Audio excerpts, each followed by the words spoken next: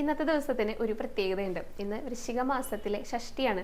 കുമാരഷഷ്ടി എന്നറിയപ്പെടുന്ന ഒരു ദിവസമാണ് കേട്ടോ. അതായത് സുബ്രഹ്മണ്യൻ തൻ്റെ സ്വരൂപത്തിലെ നാഗത്തിൻ്റെ ഒരു സ്വരൂപത്തിൽ നിന്ന് സ്വന്തം സ്വരൂപത്തിലെ മാറിയിട്ട് അന്ന് പ്രത്യക്ഷപ്പെട്ട ഒരു ദിവസമായിട്ടാണ് കാണുന്നത്. അതിന് പുറകിലെ ഒരു കഥയുണ്ട്. ആ കഥയാണ് നമ്മളിപ്പോൾ പറയാനായിട്ട് പോകുന്നത് കേട്ടോ. ഒരു ദിവസം ബ്രഹ്മാവ് മഹാദേവനെ കാണാനായിട്ട് കൈലാസത്തിലേക്ക് പോകുകയാണ്. അപ്പോൾ പോകുന്ന വഴിക്ക് തന്നെ സുബ്രഹ്മണ്യൻ നിൽക്കുന്നുണ്ട് കേട്ടോ. ആദ്യം സുബ്രഹ്മണ്യനെ കണ്ടിട്ടാണ് അങ്ങോട്ട് കയറി പോണത്. അപ്പൊ തന്നെ ബ്രഹ്മാവിൻ്റെ അടുത്ത് ചോദിച്ചു, ബ്രഹ്മാവേ ഓംകാരത്തിന്റെ അർത്ഥം അറിയുമെന്ന് ചോദിച്ചു. അപ്പൊ ബ്രഹ്മാവ് അറിയാമെന്ന് പറഞ്ഞു. എന്നാ പിന്നെ അതൊന്ന് പറയൂന്നായിട്ടോ സുബ്രഹ്മണ്യൻ. അപ്പൊ പിന്നെ ബ്രഹ്മാവിന് പറയാനായിട്ട് കിട്ടണില്ല.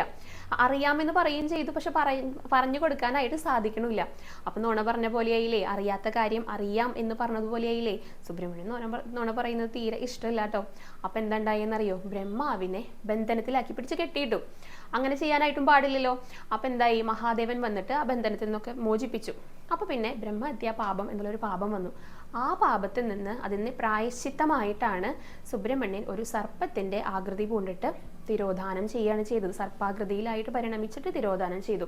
അപ്പൊ പിന്നെ പാർവതി ദേവിക്ക് സങ്കടമായി. തൻ്റെ പുത്രനെ ഈ ഒരു രൂപത്തിൽ കാണേണ്ടി വന്നില്ലേ.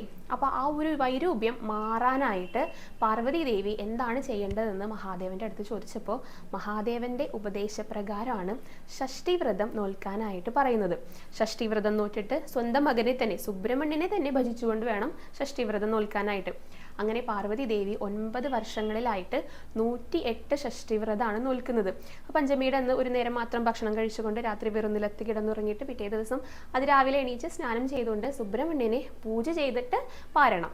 അങ്ങനെയാണ് ഓരോ ഷഷ്ടിവ്രതവും നോൽക്കുന്നത് കേട്ടോ. അങ്ങനെ 108ാമത്തെ ഷഷ്ടിവ്രതം നോൽക്കുന്ന ആ ഒരു ദിവസം സുബ്രഹ്മണ്യനെ അതിഭയങ്കരമായിട്ടുള്ള സർപ്പാകൃതിയിലെ കാണപ്പെട്ടു എന്നും മഹാവിഷ്ണുവിൻ്റെ സ്പർശനത്തിലൂടെ സ്വരൂപത്തിൽ സുബ്രഹ്മണ്യന്റെ രൂപത്തിൽ പ്രത്യക്ഷപ്പെട്ടു എന്നാണ് പറയുന്നത്. അത് ഈ വൃശ്ചിക മാസത്തിലെ ഷഷ്ടിയുടെ അന്നാണ്. അത് കാണപ്പെട്ടത് കർണാടകയിലെ സുബ്രഹ്മണ്യം എന്ന സ്ഥലത്താണ്. കുക്കെ സുബ്രഹ്മണ്യ ക്ഷേത്രമാണ് ഇപ്പോൾ അവിടെ ഉള്ളത് കേട്ടോ.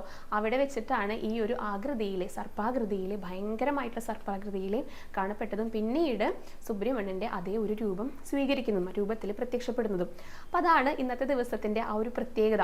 അപ്പോൾ സർപ്പാകൃതിയിൽ കാണപ്പെട്ടത് കൊണ്ട് തന്നെ സുബ്രഹ്മണ്യ ായിട്ട്, അതായത് സർപ്പദോഷങ്ങളൊക്കെ മാറാനായിട്ട് സർപ്പങ്ങളെ പൂജിക്കുന്ന ഒരു രീതി കൂടെയുണ്ട്. അതായത് എല്ലാവിധത്തിലുള്ള ത്വക്ക് രോഗങ്ങൾ, അങ്ങനെയുള്ള എല്ലാവിധ സർപ്പരോഗങ്ങളും മാറാനായിട്ട് സർപ്പത്തിന്റെ ആകൃതിയിലുള്ള സുബ്രഹ്മണ്യനെ ആരാധിക്കുന്ന ഒരു ദിവസം കൂടിയാണ് കേട്ടോ. അപ്പോൾ അതാണ് ഇന്നത്തെ ദിവസത്തിന്റെ ഐതിഹ്യം.